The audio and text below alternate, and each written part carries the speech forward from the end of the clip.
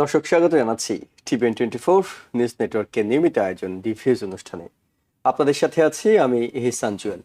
আজকে আমরা যে বিষয়টি নিয়ে কথা বলবো এটি প্রেসিডেন্ট ডোনাল্ড ট্রাম্প প্রশাসনের নতুন একটি নীতিমালা, যেটি যারা আমেরিকায় বিভিন্ন ধরনের ক্যাটাগরির ভিসায় আসতে চান এবং পরবর্তীতে অভিবাসন প্রক্রিয়াটিকে এগিয়ে নিয়ে যেতে চান, তাদের জন্য সোশ্যাল মিডিয়া তথ্যগুলো দেয়া বাধ্যতামূলক করা হয়েছে। এই সোশ্যাল মিডিয়া তথ্যগুলো দেওয়ার ক্ষেত্রে আপনি কোন ধরনের তথ্যগুলো তারা যাচাই বাছাই করবে, কোন প্রক্রিয়া করবে এবং এগুলোর প্রভাবটা কি পড়তে পারে, এটি অনেকের মনেই প্রশ্ন। আর সেই সব প্রশ্নের উত্তর খুঁজবো আমরা আজকের এই অনুষ্ঠানে। আমাদের আলোচনার বিষয় আমেরিকার ভিসা ও অভিবাসন প্রক্রিয়া সোশ্যাল মিডিয়ার ব্যবহার কিভাবে যাচাই করা হবে। এই বিষয়টা নিয়ে কথা বলতে আমরা স্টুডিওতে আমন্ত্রণ জানিয়েছি আপস্কিল কনসালটেন্সি নিউ ইয়র্কের পলিসি অ্যাডভাইজার রকিব আহমেদকে। রকিব ভাই, আপনাকে স্বাগত জানাচ্ছি। ধন্যবাদ। এবং দর্শক, আপনারা যারা দেখছেন, আমাদের এই অনুষ্ঠানটি সরাসরি সম্প্রচার করা হচ্ছে টেলিভিশনের স্ক্রিনে। আমরা যে নাম্বারটি দেখাচ্ছি এই নাম্বারে টেলিফোন করে সোশ্যাল মিডিয়া ব্যবহার, যাচাই বাছাই এইসব বিষয়ে যদি আপনার কোনো প্রশ্ন থাকে আপনারা আমাদের সাথে যোগ দিতে পারবেন। একই সঙ্গে টিভেন24 এর ফেসবুক পেজে আপনারা অনুষ্ঠানটি লাইভ সম্প্রচার দেখবেন। সেখানে কমেন্টসে গিয়ে কোনো প্রশ্ন করলে আমরা সেই প্রশ্নের উত্তর খুঁজে দেওয়ার চেষ্টা করব। সরাসরি আলোচনা চলে যাচ্ছি। ওকে ভাই, সোশ্যাল মিডিয়া আমরা সাধারণত সোশ্যাল মিডিয়া শখ করে ব্যবহার করি, বিলাসিতার হিসাবে ব্যবহার করি। খুব একটা একেবারেই সোশ্যাল মিডিয়া ব্যবহার না করলে আপনার জীবন থেমে যাবে এমনটি নয়, কিন্তু এখন আবার আমাদের জীবনেরই একটা অংশ হয়ে দাঁড়িয়েছে। কোথাও একটু রেস্টুরেন্টে খেতে গেলে, কোথাও একটু খারাপ কিছু দেখলে, কোথাও একটু আনন্দময় কিছু দেখলে আমরা সাধারণত মনের ভাবটা প্রকাশ করি এবং সোশ্যাল মিডিয়া লিখে দেয় what is in your mind, মানে তোমার মনে কি আছে, এটি আসলে দেখি তারা স্ট্যাটাসের জায়গাটাতে লেখে। মনের কথাই তো আমরা লিখি। এই মনের কথা এখন একেবারে সরকারি পর্যায়ে চলে গেল। সেখানকার মানুষদেরকে জানতে হবে প্রভাবটা কি পড়ছে, কিংবা পুরো ঘটনাটা আসলে কোথায় গিয়ে ঘটছে, কোথায় গিয়ে থামছে। ধন্যবাদ জুয়েল ভাই। টিভিএন24 এর দর্শকদেরকে ধন্যবাদ জানাচ্ছি। বরাবরের মতোই সুন্দর এবং খুবই প্রাসঙ্গিক একটা টপিকস। যদিও আমি ভিসা কাউন্সিলর না বা আমি ভিসা কাউন্সিলরও না, এই ব্যাপারে আমার কোনো অভিজ্ঞতা নেই আসলে, যতটুকু আমি মনে করি। বাট যেহেতু সোশ্যাল মিডিয়া মানে হচ্ছে এইটা আইটি নির্ভর একটা মিডিয়া, পুরোটাই আইটি নির্ভর। সো সেই হিসাবে হয়তো বা আমরা কিছু ভালো দিক, খারাপ দিক বিষয়গুলি আলোচনা করতেই পারি, এইটুকু হয়তো বা আমি পারবো। এবং তথ্য প্রযুক্তি বিশেষজ্ঞ হিসেবে হয়তো তথ্য প্রযুক্তিরই তো একটা খাত, সেটা বলতে পারবো। কিন্তু ভিসা প্রক্রিয়া আসলে এগুলি যারা ভিসা প্রক্রিয়া ফলো করে বা যারা প্রসেস করে এটা তাদের কাজ, বাট আমরা তাদেরকে হেল্প করতে পারি। এবং যারা ভিসা নিতে আগ্রহী অথবা যারা এখানে আসছেন বা থাকছেন, বসবাস করছেন দীর্ঘদিন ধরে, তাদেরকেও আমরা কিছু পরামর্শ হয়তো বা দিতেই পারি এই সেক্টর থেকে, যে না এইভাবে করা উচিত বা এইভাবে করা উচিত না। এবং এই পরামর্শগুলো কোনোটি আইনি কোনো পরামর্শ নয়, এটি বিশেষজ্ঞতার জায়গা থেকে পরামর্শ। এটা আমরা বরাবরই দিয়ে থাকি সবসময়। এর আগে আপনাদের অনুষ্ঠানে এর আগেও কয়েকবার আমরা দিয়েছি যে সোশ্যাল মিডিয়া ভার্সেস মানে আপনার electronic media versus print media versus আপনার রিয়েল লাইফ। তো রিয়েল লাইফ এন্ড ভার্চুয়াল লাইফের ডিফারেন্সটা এখন সবার কাছে কম বেশি পরিষ্কার। রিয়েল লাইফ বা ভার্চুয়াল লাইফে মানুষ অনেকক্ষণ থাকে, যেটাকে ফেসবুক বলছি বা ইনস্টাগ্রাম বলছি, টুইটার বলছি। এখানেও আমাদের দিনের অনেকটা সময় কেটে যায়। আমাদের ব্যক্তিগত জীবন ওখানে আছে, আমাদের সামাজিক জীবন আছে, আমাদের কি বলবো কর্মজীবনও ওটার মধ্যে কোনোভাবে, এবং আমার শিক্ষা জীবন, সব জায়গায় আসলে সোশ্যাল মিডিয়াকে ঘিরেই আমরা বা আমাদেরকে ঘিরে সোশ্যাল মিডিয়া মুভ করছে লাইক অ্যান এয়ারের মতো। এখন অক্সিজেনের মতোই ইনফ্যাক্ট আমাদের চারপাশেই সব সময় থাকছে কোনো না কোনো ভাবে। কেউ কোনো রকম মেসেজ নিচ্ছে, কেউ মেসেজ দিচ্ছে। তো ইউএস সিটিজেনের ক্ষেত্রে বা ইউএস ইমিগ্রেশনের ক্ষেত্রে মানে কয়েকদিন আগে আসলে অনেকটা তোলপাড় করার মতো একটা খবর, যেটা বাংলাদেশের ইমিগ্রেন্ট ভিসা এটা একটা বন্ড করা হয়েছিল যে এটাকে নতুন করে আবার পেন্ডিং রাখা হলো। তো সেটা একটা বিষয় ছিল। প্লাস আপনার নন ইমিগ্রেন্ট ভিসা অ্যাপ্লিকেশনের ক্ষেত্রেও কিছুটা এখানে নতুন বন্ড চালু করা হয়েছে, যে 5 ইয়ার বা $5,000 to $15,000 মতো। সো এটা B1 B2 ভিসা বা এই ভিসাগুলিতে। তো এই সব কিছুর মূলে আসলে অনেকগুলি ক্রাইটেরিয়া থাকে, বাট সোশ্যাল মিডিয়া মনিটরিংও একটা অনেক বড় ক্রাইটেরিয়া এখন। ওকে, এটা থার্ড ওয়ার্ল্ড কান্ট্রিগুলির জন্য, বিশেষ করে শুধু থার্ড ওয়ার্ল্ড বলবো না, একেবারে US এর, কিছুদিন আগে ইউকের একজন ব্লগার, হ্যাঁ, তিনি আমেরিকার বিভিন্ন নীতি নিয়ে সমালোচনা করতেন, তার ভিসা দেওয়া হয়নি। এখন তাকে। শুধু So এটি একেবারে থার্ড থেকে শুরু করে ফার্স্ট ওয়ার্ল্ড সবার জন্যই। জি, একটা সময় দেখবেন যে অনেক সময় দেখা যেত যে এমন কোন কান্ট্রিতে আপনি ভ্রমণ করেছেন, এই কারণে আপনার ইউএস ভিসা আপনাকে দেয়নি।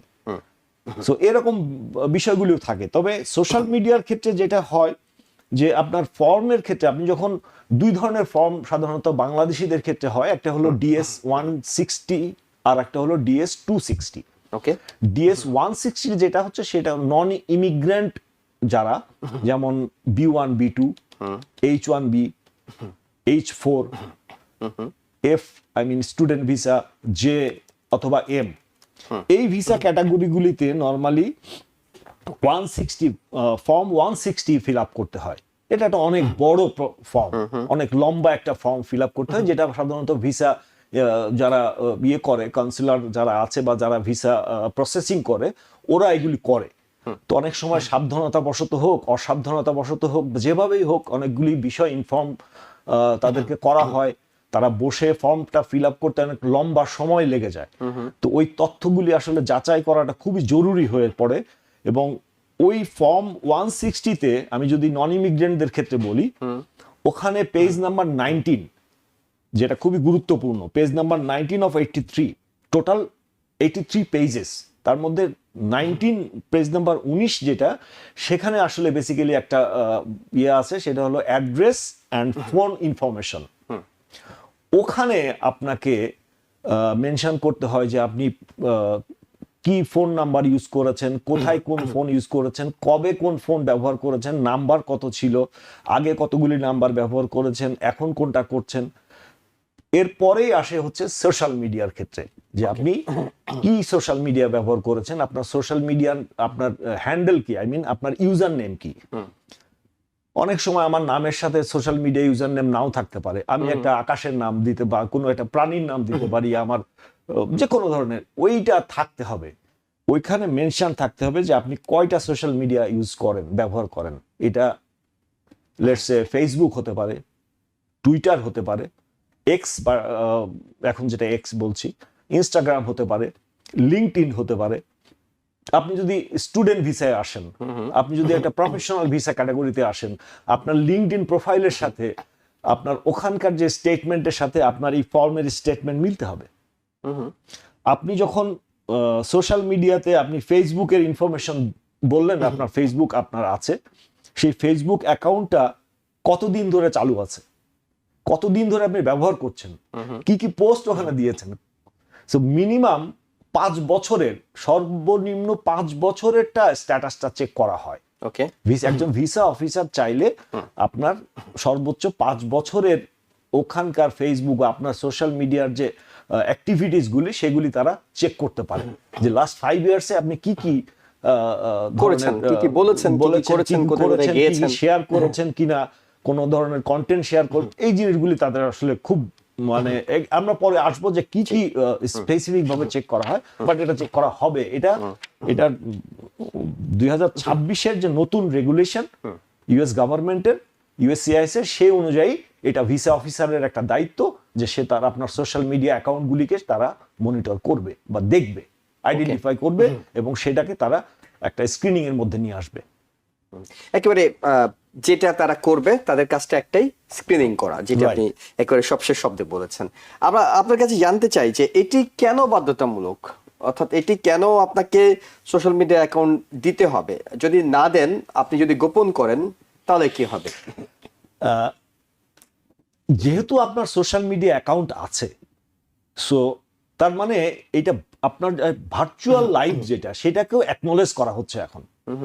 আমরা যে অ্যাকচুয়াল লাইফ বলি, আমরা যে রিয়েল লাইফ বলি, সেটার পাশাপাশি ভার্চুয়াল লাইফটাকে ওয়ার্ল্ডে এখন অ্যাকনোলেজমেন্ট একটা মানুষের চারিত্রিক এবং তার সামাজিক অবস্থান নির্ধারণ করে, যেটা আগে এতটা ছিল না।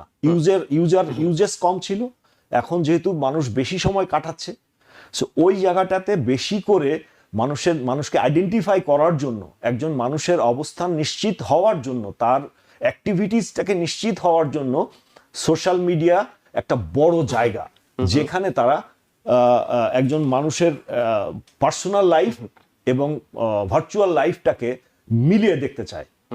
যে মানে অনেক ক্ষেত্রে দেখা যায় যে আমি একটা পোস্ট করেছিলাম, সেই পোস্টটা হয়তো বা কোনো একটা দেশের বা কোনো একটা রাষ্ট্রের আইনের সাথে সঙ্গতিপূর্ণ না, বা সাংঘর্ষিক অথবা প্রতিহিংসামূলক, সেই জিনিসগুলি কিন্তু তারা চেক করে।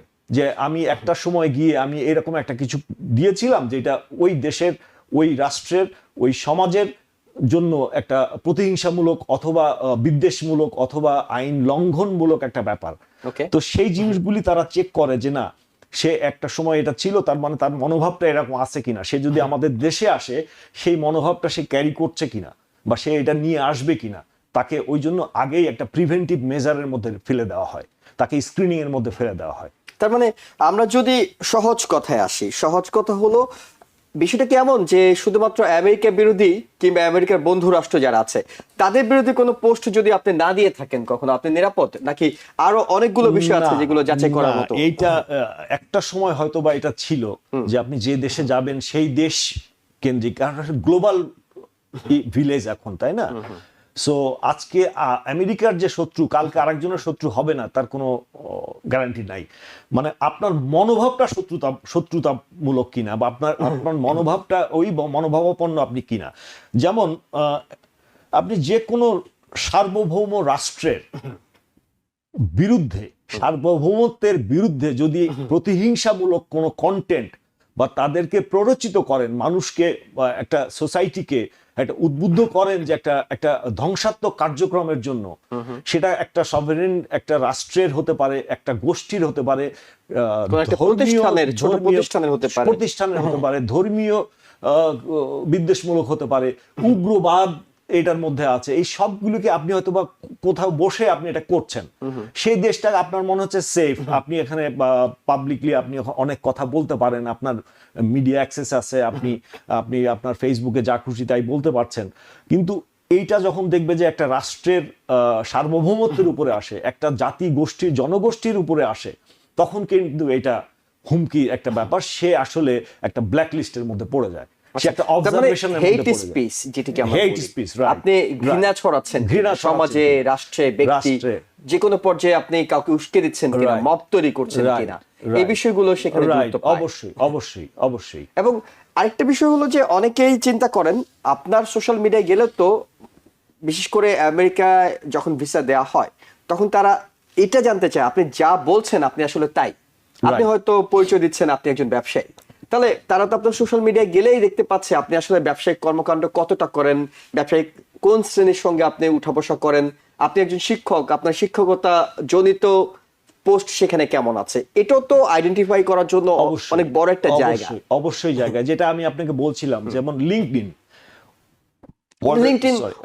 অনেকেই আছে, অনেক প্রফেশনাল আছে যারা ব্যবহার করে, তারা লিঙ্কডইন অনেকেই করেন না, আবার এমনও আছে অনেকেই করেন না, কিন্তু একটা শক্তিশালী ওইটাও একটা অনেক বড় একটা জায়গা যে আপনি প্রফেশনালি কোন জায়গায় আপনি আপনার স্টেটমেন্ট দিচ্ছেন। যেমন একটা ইনফরমেশন গ্যাপ একটু একটা আমি বলতে পারি একটা জিনিস, আমার কাছে এরকম ইনফরমেশন আসছে, বা আমার কাছে এরকম একটা ব্যক্তিগতভাবে একজন আমাকে বলেছিলেন যে আমি তো ভাই যাচ্ছিলাম B1 B2 তে, অ্যাপ্লাই করেছিলাম, তো এখন আমি তো আমার সোশ্যাল মিডিয়াতে এখানে আমেরিকায় এসে তার প্ল্যান ছিল যে সে এখানে স্টে করবে। তো সে যেহেতু স্টে করবে, সে কি করেছে, সে তার বন্ধুদেরকে সে ফেসবুকে বলেছে যে আমার জন্য একটা চাকরি দেখো, অথবা আমার জন্য একটা থাকার ব্যবস্থা করো, বা এই বিষয়গুলি সে শেয়ার করেছে। সো সে যখন ফর্ম 160 যখন সে ফিল আপ করছে, তখন সে বলছে যে তার কোনো কাছের আত্মীয় স্বজন নাই, অথবা সে থাকবে না, সে ফিরে যাবে ইন টাইম, মানে 6 মাসের যে সময় থাকে এর মধ্যে সে ফিরে যাবে, এটা সে কমিটমেন্ট দিচ্ছে। কিন্তু যখনই আবার সে তার ফেসবুক অ্যাকাউন্টের মধ্যে লিখছে যে আমার জন্য একটা চাকরি দেখো, থাকার জায়গা দেখো, বা আমি একটু থাকতে চাই, আমি এটা যখন সে পোস্ট করছে, তখন কিন্তু তার ইনফরমেশনের সাথে সাংঘর্ষিক হয়ে যাচ্ছে।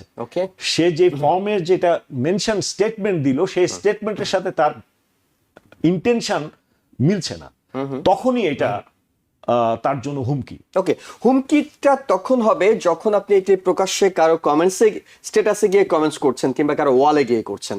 আপনি যদি মেসেঞ্জারে আপনার বন্ধুর সঙ্গে কথা বলে থাকেন, আপনি যদি আগে যে পোস্টগুলো করেছেন, একেবারে সার্বিক অর্থে আপনার কাছে জানতে চাইবো, আপনি অনেক পোস্ট করেছেন, আপনি নিজে জানেন যে আপনাকে এখন আপনার আইডিটা জমা দিতে হবে, আপনি সেই আইডিগুলো প্রাইভেট করে দিলেন, ডিলিট করে দিলেন, আপনি মেসেঞ্জারে বন্ধুর সাথে কথা বলছেন, তাহলে এই গোপনীয় জায়গাগুলো সেটি কি কোনো ঝুঁকি তৈরি করবে?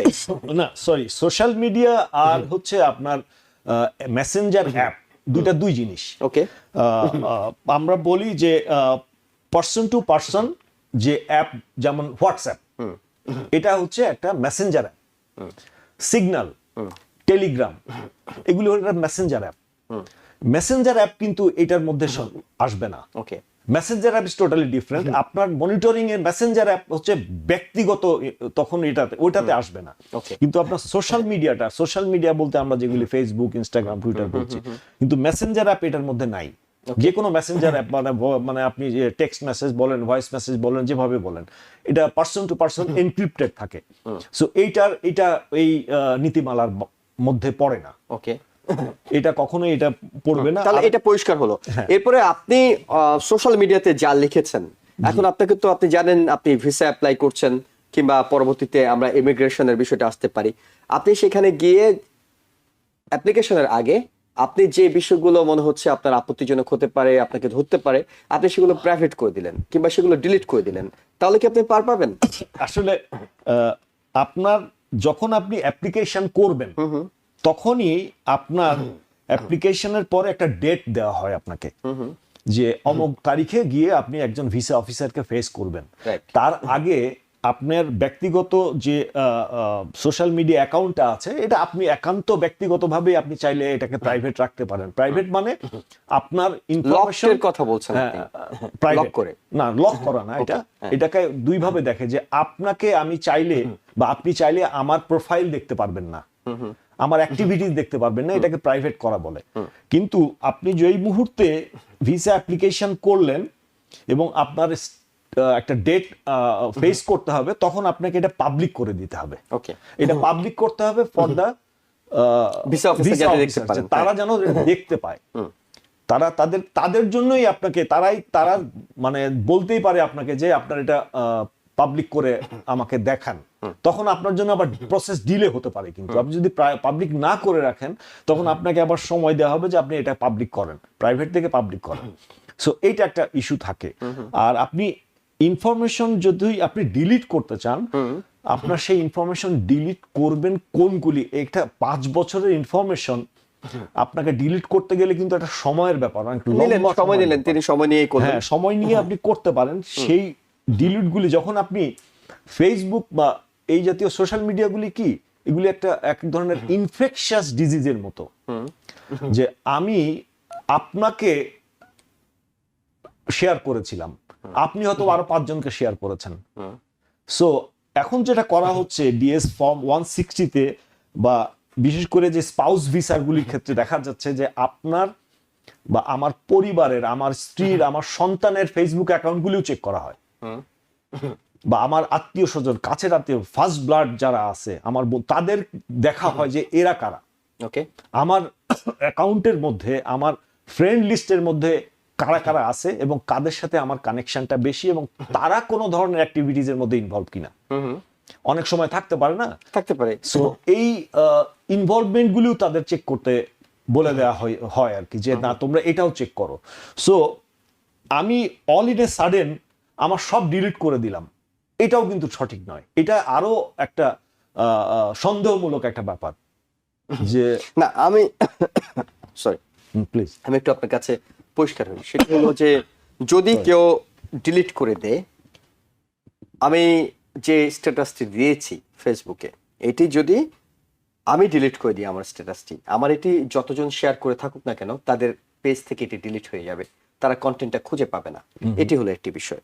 দ্বিতীয় বিষয় হলো, আমি জানতে চাচ্ছি ভিসা অফিসাররা এই ক্ষেত্রে এই ডিলিট হয়ে যাওয়া কোনো প্রযুক্তির মাধ্যমে যেটি ডিলিট হয়ে গেছে সেটি জানার কোনো সুযোগ আছে কিনা, ফেসবুক কিংবা ইনস্টাগ্রাম কিংবা টিকটক, লিঙ্কডইনের কাছে তারা চাইতে পারে কিনা যে তোমার এই ব্যক্তির আমার কাছে সাসপেক্টেড মনে হচ্ছে, এই ব্যক্তির ডিটেলস গত 5 বছর আমাকে দাও, এই সুযোগটা তাদের আছে কিনা? এটা অবশ্যই আছে। এটা থাকে হচ্ছে বিশেষ করে যদি আমি ফেসবুক বলি, এইটার মানে যেহেতু country of origin USA, so বাংলাদেশে বসে বাংলাদেশ গভর্নমেন্ট সরকার চাইলে ফেসবুকের কাছে এরকম একটা ইনফরমেশন চাইতে পারে না, তাদেরকে অনেক লম্বা প্রসেস ফলো করতে হয়। কিন্তু ইউএসএ তে আবার এটা সম্ভব। এক্স বা টুইটার বা এই জাতীয় ইনস্টাগ্রাম, এগুলি তাদের জন্য পসিবল যে হ্যাঁ চাইলেই রাকিব আহমেদ অথবা জুয়েল এর ইনফরমেশনটা চাইতে পারে তারা, যে ঠিক আছে আমাকে, আমরা কনভিন্সড না, হয়তোবা তারা ফার্স্ট লেয়ারে কনভিন্সড হলো না, সেকেন্ড লেয়ারে গিয়ে আর একটু আপডেট করলো, বা এমন কিছু কন্টেন্ট পেলো যে কন্টেন্টগুলি ডিলিটেড, কিন্তু তার মুভমেন্ট বলছে যে সে কোনো রকম ভাবে হয়তো বা কোনো অ্যাক্টিভিটিজ এর সাথে ইনভলভ। এটা আরো বেশি স্ক্রিনিং এর জন্য তারা হয়তো বা চাইতেই পারে ফেসবুকের কাছে বা অথরিটির কাছে, বলতে পারে যে এই অ্যাকাউন্টটা এটার এগেনস্টে আমাদেরকে আরো কিছু ইনফরমেশন, ফার্দার ইনফরমেশন দাও। সেই ক্ষেত্রে আপনার প্রসেসটা ডিলে হয়ে যাবে। অ্যাপ্লিকেশন প্রসেসে হয়তো বা আপনার সময় লাগতো 3 মাস, সেটা হয়তো বা 1 বছর হয়ে যেতে পারে, এরকম হওয়ার সম্ভাবনা থাকে। এবং সেই ক্ষেত্রে ভিসা অফিসারের জেনে যাওয়ার সুযোগও তৈরি হবে যে আপনি তাকে ভুল তথ্য দিচ্ছেন, রাইট, আপনি তাকে প্রকৃত আইডিটি দেননি, আপনি Right. এখান থেকে অনেক কিছু এডিট করে, অনেক কিছু Right. ডিলিট করে তারপর আপনি তাকে দিয়েছেন। এটা ভুল তথ্য হতে পারে, অথবা আপনার মিথ্যা তথ্য হতে পারে, অথবা আপনি এটাকে ইন্টেনশনালি করলেন নাকি আনইনটেনশনালি করলেন, এটা একটা বড় ইস্যু কিন্তু। যে আপনি এটাকে ইন্টেনশনালি যদি করেন, সেটাও কিন্তু একটা স্ক্রিনিং এর মধ্যে আসে যে কেন সে করলো। আনইনটেনশনাল হলে, যেমন আপনি অল ইন এ সাডেন সব ব্লক ডিলিট করে দিলেন, এটা কিন্তু খুবই ইন্টেনশনাল অ্যাক্ট। ওকে, যে হঠাৎ করে সব বন্ধ কেন। সো এইটা তারা খুব শক্তভাবে মনিটরিং করে, যে তার একটা প্যাটার্ন থাকে, একটা সাইকোলজিক্যাল একটা প্যাটার্ন থাকে। আমরা মানে যারা সোশ্যাল সাইকোলজিতে বলেন, বা আমরা যখন ইন্টেলিজেন্স করি, ডিজিটাল ইন্টেলিজেন্স, বা আমরা যখন করি ইন্টেলিজেন্সে, মানে তখন একটা প্যাটার্ন ধরা হয়, যে কোনো একটা ইনভেস্টিগেশন একটা প্যাটার্ন থাকে। তো এরকম আপনার আইটি অডিটিং এর একটা প্যাটার্ন থাকে। আচ্ছা, সো এই প্যাটার্নটা ডিপেন্ড করে যে কে করছে। যেমন যদি ইমিগ্রেশন অফিসারের প্যাটার্ন এক ধরনের, আবার ল এনফোর্সমেন্ট এজেন্সির প্যাটার্ন এক ধরনের, আবার অন্য ধরনের প্রফেশনের প্যাটার্ন, এক এক ধরনের এক এক রকম প্যাটার্ন থাকে। সো এই প্যাটার্নের মধ্যে আপনাকে ফেলে দেওয়া হবে, যে এই প্যাটার্নের মধ্যে সে কোন কোন জায়গাতে, কোন ভাবে, কখন কোন জায়গায় সে মুভমেন্ট করেছে, বা তার ইনফরমেশনগুলি কোথায় শেয়ার করেছে। হয়তোবা কেউ একজন, আপনি শেয়ারগুলি আপনারটা ডিলিট করে দিলেন, কিন্তু আরেকজনেরটা আপনি আবার লাইক দিয়ে এটাকে ফরওয়ার্ড করে দিছিলেন। আর একটা কন্টেন্ট, হয়তো একজনের কন্টেন্ট আপনি একটা বিদ্বেষমূলক বা প্রতিহিংসামূলক একটা ইনফরমেশন, সেটা আপনি শেয়ার দিয়ে আরেক জায়গায় দিয়ে রাখছেন, বা কাউকে লাইক দিচ্ছেন, অথবা এটাকে শেয়ার করেছেন। সো ওই শেয়ার যে করেছেন সেইগুলি কিন্তু আপনি ডিলিট করেন নাই, আপনি আপনারটা ডিলিট করেছেন। সো ওই জায়গাটা একটা গ্যাপ থেকে যায়। ওকে, অনেকগুলো গুরুত্বপূর্ণ তথ্য আমরা আপনার কাছ থেকে পাচ্ছি, কিন্তু ছোট্ট একটা বিরতিতে যেতে হচ্ছে। দর্শক, আমরা একটা ছোট্ট বিরতিতে আছি। সোশ্যাল মিডিয়ার এই ব্যবহার কিভাবে আপনাকে বিপদ মুক্ত রাখতে পারবে, এটি নিয়ে আমরা বিরতির পর আবারও কথা বলছি, আমাদের সঙ্গে থাকুন। দর্শক, আবারও স্বাগত জানাচ্ছি দি ভিউজ অনুষ্ঠানে। আপনাদের সাথে আছি আমি ইহসান জুয়েল। আমরা কথা বলছিলাম আমেরিকার ভিসা ও অভিবাসন প্রক্রিয়ায় সোশ্যাল মিডিয়া ব্যবহারের প্রভাব এবং এটি কিভাবে যাচাই করা হয়ে থাকে, এইসব বিষয়ে উত্তর দিতে আমাদের সাথে স্টুডিওতে আছেন আপনি স্কিল কনসালটেন্সি নিউ ইয়র্কের পলিসি অ্যাডভাইজার রকিব আহমেদ। আবার আলোচনা চলে যাচ্ছে রকিব আহমেদ, সেটা হলো যে প্রশ্নটি আপনার কাছে করতে চাই। আপনি তথ্যগুলো দিলেন, আপনার সোশ্যাল মিডিয়ার সবগুলো কোথায় কোন কোন মিডিয়া আপনি ব্যবহার করেন সেটি আপনি ভিসা অফিসারের কাছে দিয়ে দিলেন। ওনারা সাধারণত কি ধরনের তথ্য যাচাই করে থাকেন? খুবই অল্প কিছু ইনফরমেশন। একটা সোশ্যাল মিডিয়াতে ভিসা অফিসার বা কনসুলাররা খুবই কয়েকটা, মানে খুব বেসিক কিছু আপনার দেখবে। তার মধ্যে একটা হচ্ছে যেটা পাবলিক পোস্ট এবং কমেন্টগুলি দেখবে, যে সেই পাবলিক পোস্ট বা কমেন্টগুলিতে আপনি যে পাবলিক পোস্ট শেয়ার করেছেন বা কমেন্ট করেছেন, সেটা ইউএস গভর্নমেন্টের নীতিমালা বা আইন বিরুদ্ধে, মানে আইনের বা এখানকার যে সামাজিক মানে বিষয়গুলি থাকে সেগুলির বাইরে যায় কিনা। যেমন আমি একটা ছোট্ট উদাহরণ দিয়ে বলতে পারি আপনাকে, সেটা হলো যে আমাদের এখানে যেমন ইউএস LGBTQ যেটা আমরা বলি, এইটা একটা অর্গানাইজেশন, তাই না? এটা জেন্ডার ইকুইটির ব্যাপারগুলি এখানে অনেকভাবে বিশ্লেষণ করা যায় বা এই জাতীয় বিষয়গুলি থাকে, কিন্তু একটা মুসলিম কান্ট্রিতে বা একটা মুসলিম দেশে এটাকে কোনোভাবেই সমর্থন করে না। আইন করেই এটাকে বলা হয়েছে, কিন্তু এইটা হলো বাংলাদেশের আইন। এখন ইউএস এর ল কি বলছে এইটা আপনাকে জানতে হবে। ইউএস এর লতে আপনি তাদের প্রতি বিদ্বেষমূলক আচরণ বা তাদের প্রতি প্রতিহিংসামূলক কোনো অ্যাক্টিভিটিস আপনার নজরে, মানে আপনি এটাকে করেন কিনা, আপনি সমর্থনই করেন না, বা এটা তো আসলে রাষ্ট্রের ব্যাপার। একটা রাষ্ট্র কিভাবে দেখবে? আপনি সেই রাষ্ট্রে আসবেন, এখানে এসে আপনি এরকম কোনো সংগঠন করতে পারেন কি, এরকম কোনো আচরণ করতে পারেন কিনা যা এখানকার নাগরিকদের জন্য হুমকি, সেটা একটা বড় চ্যালেঞ্জ এখানে থাকে। সো এই বিষয়গুলি একটা বড় দেখা হয়। দ্বিতীয়ত যে জিনিসটা দেখা যায় যে আপনি কোনো সন্ত্রাস বিরোধী বা উগ্রপন্থী কোনো সংগঠনের সাথে ইনভলভ কিনা, বা তাদের সাথে আপনার কোনো সম্পর্ক আছে কিনা। আপনি এবং এই সংগঠনগুলো আমেরিকার দৃষ্টিতে সন্ত্রাস হতে হবে। আমেরিকার দৃষ্টিতে যদি আপনি আমেরিকায় আসতে চান, আমেরিকার দৃষ্টিতে হতে পারে। আপনি যদি ইউকেতে যান, তাদের দৃষ্টিতে হতে পারে। এক একটা দেশের এক এক ধরনের বিষয় থাকে। আপনি যদি এখন নর্থ কোরিয়ার কথা বলেন, নর্থ কোরিয়াতে গেলে আপনি তো যদি তারা দেখে যে আপনি সাউথ কোরিয়াতে খুব বেশি গিয়েছেন ভ্রমণ, আপনাকে নর্থ কোরিয়াতে ঢুকতেই দেবে না। সো এরকম বিষয়গুলি থাকে। তারপরে থাকবে যে আপনি কোনোভাবে হুমকি, কারোর প্রতি ব্যক্তিগত হুমকি, বা এটাকে ব্যক্তি হতে পারে, সেই ব্যক্তিটা আবার একজন পাবলিক ফিগারও হতে পারে, তার প্রতি আপনার কোন রকম হুমকি আছে কিনা, বা হয়রানি বা ঘৃণামূলক কোনো বক্তব্য আপনি দেন কিনা, বা কোনো অসাংবিধানিক বেআইনি বিষয়গুলিকে আপনি প্রমোট করেন কিনা, এই জিনিসগুলি তারা খুব ভালোভাবে ফলো করে। যারা এগুলি দেখতে চায় যে না এটাকে কতটুকু ইয়ে করে, যেটাকে আমরা রাজনৈতিক মতামত বলি, যে রাজনৈতিক মতাদর্শ থাকতেই পারে এক একজন মানুষের, কিন্তু সেইটা মানে সহিংস কিনা, সন্ত্রাসী আপনার মতামত। হ্যাঁ, এবং সেটা আবারও বলছি যে উগ্রপন্থী যে সংগঠনগুলি, মানে এইটা খুবই টেররিজমকে প্রমোট করে, এরকম কোন জিনিসগুলি যদি থাকে, এটা খুবই অ্যালার্মিং হবে আপনার সোশ্যাল মিডিয়া অ্যাকাউন্টের জন্য, এবং আপনার ব্যক্তিগত এই ভিসা প্রসেসিং এর ক্ষেত্রে আপনার জন্য খুবই অ্যালার্মিং হবে এটা। এবং অনেক আপনি যখন শুরুতে উদাহরণ দিচ্ছিলেন যে যদি কাউকে যদি যাচাই করতে চায়, আপনি বলছিলেন যে তিনি হয়তো পরিকল্পনা করছেন তিনি ভিজিট ভিসায় আসবেন, কিন্তু তিনি থেকে যাবেন। তিনি আমাদের এখানকার অনেক অ্যাটর্নিরা আছেন যারা সোশ্যাল মিডিয়াতে গিয়ে তাদের নিজস্ব সোশ্যাল মিডিয়ায় রেগুলারই বিভিন্ন ধরনের পোস্ট দিয়ে থাকেন। দেখা যাচ্ছে ওই ব্যক্তি ওই পোস্টে রেগুলারই কমেন্টস করছেন, রেগুলারই তিনি নানা প্রশ্ন করছেন বাংলাদেশ থেকে, যে আমি আসলে কি এই সুবিধা পাবো কিনা, আমি আসলে কি থেকে যেতে পারবো কিনা, আমি থাকতে চাইলে কি ট্রাম্প প্রশাসনের অমুক সমস্যা আছে কিনা। এগুলো কিন্তু খুব সহজেই দেখা যায় যে আপনি একটা ওইসব বিষয়ে আপনার উৎসাহ বেশি কিনা। আপনি ভিজিট ভিসায় আসবেন, আপনার অ্যাটর্নি কেন লাগবে?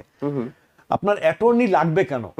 প্রথম কথা হচ্ছে আপনি আসছেন 6 মাসের জন্য, আপনি 6 মাস থাকবেন, আপনি ঘুরবেন ফিরবেন, আপনি কিন্তু বলে দিচ্ছেন যে আপনি কোথায় থাকবেন, আপনাকে প্রুফ অফ অ্যাড্রেস দিতে হয় যে আপনি কার মানে ইয়েতে থাকছেন, কেয়ার অফে থাকছেন, এবং সেইখানে আপনার শুধুমাত্র লয়ার না।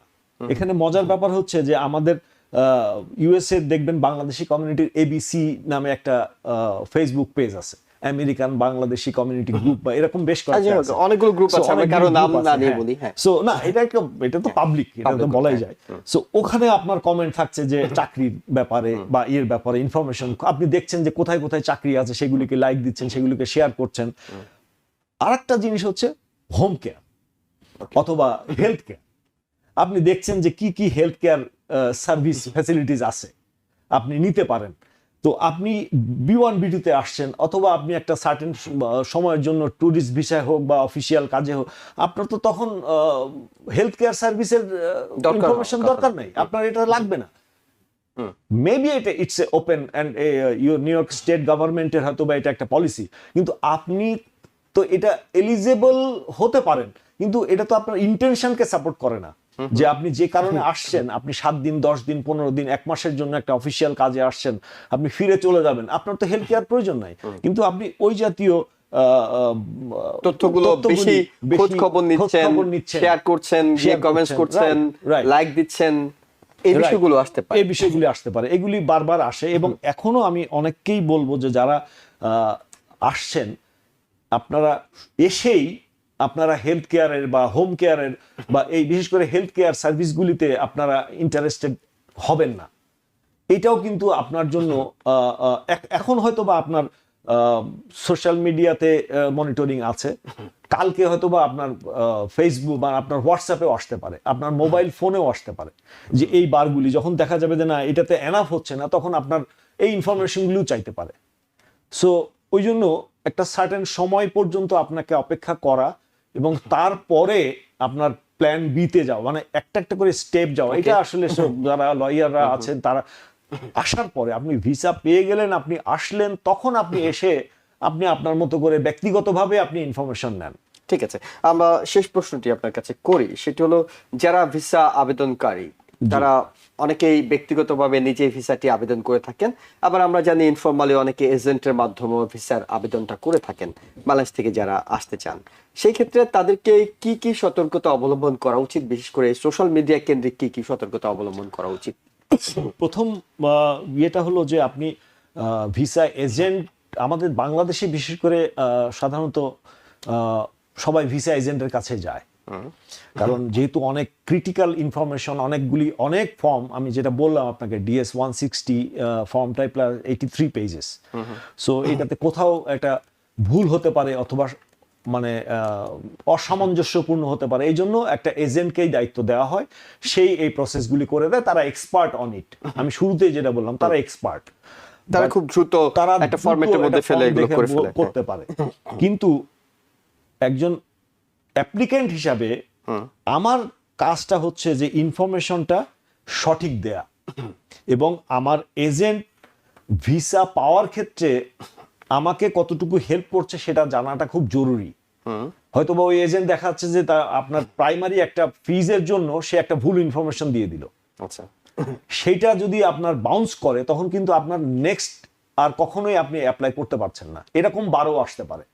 সো এই জন্য আমার সাজেশন হচ্ছে যখনই কেউ অ্যাপ্লাই করবে সে যেন তার সোশ্যাল মিডিয়া অ্যাকাউন্ট, যেটা নিয়ে আজকে আমরা কথা বলছি, এটা নিজে ব্যক্তিগতভাবে এটা মনিটরিং করে। আর সোশ্যাল মিডিয়া অ্যাকাউন্ট চেকের ব্যাপারটাতে যেটা হতে পারে যে সে যেন সোশ্যাল মিডিয়া অ্যাকাউন্টের স্পেশালিস্টদের সাথে যোগাযোগ করে যে আমি তো এরকম একটা করছি। যেমন অনেক এজেন্সিতে আমি দেখেছি যে তাদের ওখানে হয়তো বা এরকম অ্যানালিস্ট নেই, ওকে, সোশ্যাল মিডিয়া অ্যানালিস্ট থাকে না, বেশিরভাগই থাকে না, দরকার হয়নি, এটা দরকার হয়নি। হ্যাঁ, এখন তাদের দরকার হবে। এখন আমি বলবো যে এরকম অনেক ছোট ছোট অ্যাপ অলরেডি চলে আসছে, বাংলাদেশে অলরেডি আছে বেশ কয়েকটা অ্যাপ, এগুলি চলছে, যারা এই সোশ্যাল মিডিয়া মানে পার্সোনাল অডিটিং, আইটি অডিটিং বলি আমরা এটাকে, পার্সোনাল আইটি অডিটিং গুলি করা হয়। যেমন আপস্কিল নিজেও ওরা ওদের একটা টিম থেকে অলরেডি তারা কাজ শুরু করেছে এবং করছে, ওকে, কারণ এখানে তাদের যেহেতু এটা এআই ড্রিভেন কিন্তু পুরোটাই। সো এইটা করার জন্য আপনাকে যে পয়েন্টগুলি দেখতে হয় যে আমার কতগুলি সোশ্যাল মিডিয়া আছে লাস্ট 5 ইয়ার্সে, লেটস সে আমি যদি 3টা সোশ্যাল মিডিয়া ব্যবহার করে থাকি, ইভেন ইউটিউবেও আমি কন্টেন্ট ক্রিয়েট করি, অনেক সময় অনেকেই কন্টেন্ট ক্রিয়েট করেন, সো সেই কন্টেন্ট গুলিকেও ফিল্টার করা, সেইগুলিকে মনিটর করা। মানে এটা কি কোনো অ্যাপ আছে, অ্যাপের মাধ্যমে করা যায়? অনেক ধরনের অ্যাপ আছে, এগুলি বেশ কিছু অ্যাপ আছে, বাট এই অ্যাপটা মানে ব্যক্তিগত উদ্যোগেই তৈরি করা, মানুষকে আসলে সাপোর্ট দেওয়ার জন্য, কারণ ওই যে বললেন ভিসা এজেন্ট, তাদের পক্ষে অত ডিটেইলে যাওয়া সম্ভব হয় না। যে আমি যখন প্রস্তুতি নিচ্ছি, আসলে প্রস্তুতিটা প্রফেশনালি নেওয়া উচিত। সো এই প্রফেশনাল জায়গা থেকে এই অ্যাপগুলি তৈরি করা হয়েছে। আপস্কিল কনসালটেন্সি, আপস্কিল বাংলাদেশেরও এই জাতীয় অ্যাপগুলি তারা তৈরি করেছে, এবং এগুলি নিয়ে অলরেডি বেশ ভালো রেসপন্সও আমার মনে হয় যে মার্কেট থেকে আসছে। কারণ এখন যারা F1 স্টুডেন্ট ভিসায় যারা আসতে চায়, যারা বিভিন্ন জে ভিসায় বা এম ভিসায় আসতে চায় বা B1 B2 তে আসতে চাচ্ছে, যেহেতু একটা ফ্যাক্টর থাকে যে একটা বন্ডের বিষয় থাকে, সো ওই কারণে তখন এই সোশ্যাল মিডিয়াটা, এই মনিটরিংটা অনেক বেশি জরুরি, অডিটিংটা অনেক জরুরি হয়ে যায়। সো তাদেরকে আমি রিকোয়েস্ট করব যে আপনারা অবশ্যই এই আইটি অডিটিংটা, পার্সোনাল আইটি অডিটিং আমরা যেটা বলি, সোশ্যাল মিডিয়া অডিটিংটা, এটা অবশ্যই একজন প্রফেশনালকে কাউকে দিয়ে আপনারা একটু চেক করায় নেবেন, একটু ভেটিং করিয়ে নেবেন, তাহলে এটা আমার মনে হয় যে এটা হেল্প হবে হচ্ছে যে ভিসা এজেন্টের জন্য ওইটা ফিল আপ করতে, এবং আপনাকে ইনফরমেশন গুলি বলতে পারবে যে না এই জিনিসটা এতদিন ধরে আছে, আপনি এটাও কারেকশন করেন। ওকে, তার মানে এটা এমন একটা বিষয় যে এটা আবেদনের আগেই আপনাকে করে নিতে হবে। আবেদনের আগেই করে নিতে হবে। আপনার আবেদনের সোশ্যাল মিডিয়া নিয়ে আপনি কোনো সমস্যায় পড়তে যাচ্ছেন Right, কিনা, রাইট, এটা এই বিষয়টি- আবেদনের আগেই আপনাকে অন্তত 1 মাস আগে থেকে এই প্রসেসগুলি করতে হবে। আবেদনের আগেই আপনাকে মনিটরিং এর এটা নিয়ে আপনাকে কারা করছেন, কাদের কাছে যাবেন? মনিটরিং এর জন্য আপ স্কিল হতে পারে, আপস্কিল হতে পারে, বা এই জাতীয় সফটওয়্যার কোম্পানিগুলি যারা করছে তারা অনেকেই এরকম ইন্ডিভিজুয়ালি বড়, যেমন আপনার যে কোনো সফটওয়্যারের ক্ষেত্রে যেমন আমরা বলি ম্যাকাফি বা ক্যাসপারস্কি, এগুলি তো আপনার ফিল্টার করে, এগুলি আপনাকে প্রোটেকশন দেয়, আপনার ডেটাকে প্রোটেক্ট করে। তো ডেটা প্রোটেকশন একটা জিনিস, যেটাকে আমরা সাইবার সিকিউরিটি অডিটিং বলি, এইটা একটা জিনিস। আর আপনার ইউজেস এইটাকে অডিটিং করা, এই যে personal social media IT auditing যেটা, এইটা পুরোটাই হচ্ছে ভিসা অ্যাপ্লিকেন্টদের জন্য করা হচ্ছে, যে যারা শুধুমাত্র ভিসা অ্যাপ্লিকেশন করতে চাচ্ছে বা আসতে চায় তাদের জন্য এটা ইন্ডিভিজুয়ালি এটা করা, যেন তারা এই জিনিসগুলি ফিল করে এবং এগুলি তারা বুঝতে পারে। ওকে, অনেকগুলো গুরুত্বপূর্ণ তথ্য আমরা পেয়েছি, বিশেষ করে কিভাবে আপনি সতর্কতার সঙ্গে কাজটি করবেন। জি। কিন্তু তার আগে সবচেয়ে বড় যে বিষয়টি সেটা হলো অবশ্যই সৎ থাকা। জি। সৎ থাকাটা অনেক বেশি গুরুত্বপূর্ণ। আপনি এমন কোনো ঘৃণা, আপনি আমেরিকা আসার দরকার নেই, আমরা ধরে নিলাম যে আপনি বাংলাদেশে আছেন, না আপনি ঘৃণা ছড়াচ্ছেন কিনা আপনার বন্ধুর প্রতি, অন্য কোনো রাজনৈতিক দলের প্রতি, অন্য কোনো গোষ্ঠীর প্রতি, অন্য কোনো ধর্মের প্রতি, সেটি তো আসলে কখনো কাঙ্ক্ষিত নয়। আর আপনি যদি নৈতিক জায়গায়, আপনার জায়গায় ঠিক থাকেন, আপনি যদি সৎ কাজ করেন, ভালো কাজ করেন, ভালো কথা বলেন, ভালো কাজে উৎসাহ দেন, তাহলে এটি আপনার জন্য কোনো সমস্যা নয়। সমস্যা শুধুমাত্র তাদের জন্যই যারা সঠিক পথে হাঁটছেন না। এবং আমরা তথ্যগুলো আসলে তুলে ধরার চেষ্টা করলাম যে কোন ধরনের তথ্যের কারণে আপনি বিপাকে পড়তে পারেন এবং সোশ্যাল মিডিয়া কতটা সতর্কতার সঙ্গে ব্যবহার করতে হবে। মানে আপনি যে কোনো মিডিয়া, মানে যেখানেই থাকেন আপনার সততা নিয়ে থাকেন, আপনি যেটা করছেন আপনি সেটা বলেন, আর যেটা করেছেন সেটা ভুল করেছেন সেটাও বলেন। ওকে, সো এইটা খুবই গুরুত্বপূর্ণ, কিন্তু যে আপনার ইনফরমেশন, আপনার ফর্মের ইনফরমেশনের সাথে আপনার সোশ্যাল মিডিয়া এবং পার্সোনাল লাইফের ইনফরমেশনের মিল থাকতে হবে। ওকে, আপনি যেটাকে সত্য বলছেন সেটাকেই সত্য হিসাবেই আপনাকে প্রুফ করতে হবে, এটার দায়িত্ব আপনার প্রুফ করা। ওকে, অনেক ধন্যবাদ আপনাকে। ধন্যবাদ। ওকে আহমেদ, এই একেবারে আমরা বলবো প্রাকৃতিক বিপর্যয়ের সময়টাতে আপনি সরাসরি স্টুডিওতে এসেছেন, যেখানে মানুষ ঘর থেকে বের হওয়ার এখন সুযোগ পাচ্ছে না, এবং অনেকেই হয়তো খুব খুব বেশি জরুরি কাজ ছাড়া ঘর থেকে বের হচ্ছেন না। এটাও একটা জরুরি কাজই। হ্যাঁ, এটাও অনেক বেশি জরুরি অনেক কাজ, বেশি জরুরি দর্শকদেরকে কাজ। জানানো। দর্শক, আপনারা যারা এতক্ষণ সঙ্গে ছিলেন সবাইকে ধন্যবাদ জানিয়ে শেষ করছি। আগামীকাল সন্ধ্যা 7টায় আবারও আওয়ার ডেমোক্রেসি অনুষ্ঠান দেখা, দেয়ার ভিউজ অনুষ্ঠান দেখার আমন্ত্রণ জানাচ্ছি। এবং কিছুক্ষণ পরেই রাত 8টায় আমরা আমেরিকা এবং বৈশ্বিক রাজনীতি, অর্থনীতি, সামাজিক ব্যবস্থাপনা নিয়ে আওয়ার ডেমোক্রেসি অনুষ্ঠানে থাকবো, সেটি দেখার আমন্ত্রণ জানিয়ে শেষ করছি। ভালো থাকবেন। TBN 24 টেলিভিশন দেখতে আজই কল করুন 7187776556। লগ ইন করুন www.totalcablebd.com। নিউ ইয়র্ক থেকে সম্প্রচারিত TBN 24 টেলিভিশন বিশ্বজুড়ে বাঙালির কণ্ঠস্বর।